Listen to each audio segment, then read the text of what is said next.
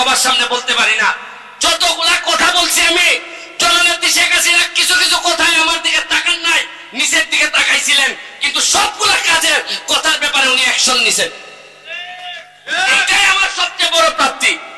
আমি নৌকা পাই নাই, কিন্তু বঙ্গবন্ধু কন্যা জননেত্রী শেখ হাসিনার আশীর্বাদ এবং দোয়া আমি পাইছি। কারণ সারা জীবন ছাত্রলীগ, যুবলীগ, আওয়ামী লীগ করে তাই শিখছি যে বঙ্গবন্ধুর আদর্শ খালি মুখে মুখে না, তোমার হৃদয়ে থাকতে হবে, রক্তে থাকতে হবে। আর সাধারণ নির্যাতিত নিপীড়িত মানুষের কষ্ট যেখানে হয়, এখানে তারাই যাইতে হবে। এমপি হও আর না হও, নেতা হও আর না হও, মানুষের দুঃখে কষ্টে মানুষকে ফালাই যাওয়া যাবে না।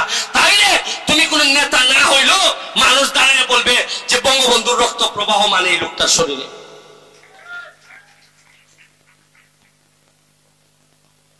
শুনেন,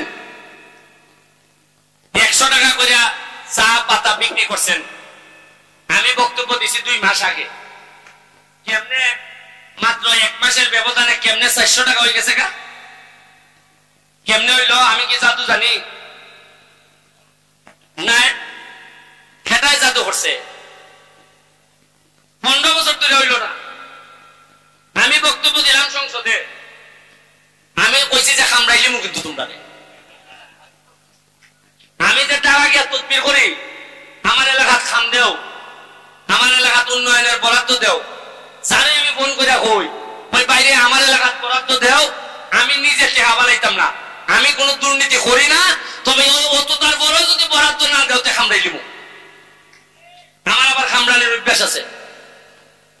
সৎ লোকের যদি একটা দাঁত হই না থাকে তে খের সৎ লোক। আরে সৎ লোকের খামর যদি ঠিক মতো না বয় তে খের সৎ লোক। অসৎ লোকের দাঁতের যন্ত্রণায় তো বাঁচি না। এই 1 মাসের ব্যবধানে যদি অত টাকা বাড়তে পারে, তাহলে এর মানে বাড়ানি সম্ভব আছে। যদি বুঝতাম আমি অত কথা কইবার বড় 1 টাকা বাড়ছে না, বোঝা গেল এরা নাই।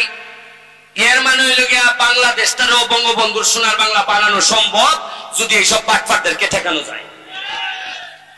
আমি নেত্রীরে বলি নাই সিন্ডিকেটের কথা, বলছি যে নেত্রী আমাদেরকে ওই বলেন যে আপনি চা বাগান বন্ধ করে দিবেন, আমি চা বাগানের শ্রমিক ভাই বোনদেরকে বলবো তোমরা অন্য ব্যবসা দেখো। আর নাই না আপনি চার দাম বাড়ান যাতে চা শ্রমিকরা বেঁচে থাকে। আপনি চিন্তা করতে পারেন, এইবার চা বাগান যদি না বাঁচে, কর্মচারীও বাঁচবে না, শ্রমিকও বাঁচবে না। আরে চা বাগানে যারা কর্মচারী আছে, আমরা সব তো শ্রমিকের মধ্যেই পড়ি। শ্রমিক ভালো, আমরা শ্রমিক না, হয়তো একটু অফিসার কয়। আন্দোলন করতে গিয়ে শ্রমিকরা জীবন দান করেছিলেন। আর আজকে এই মহান দিবসে, মে দিবসে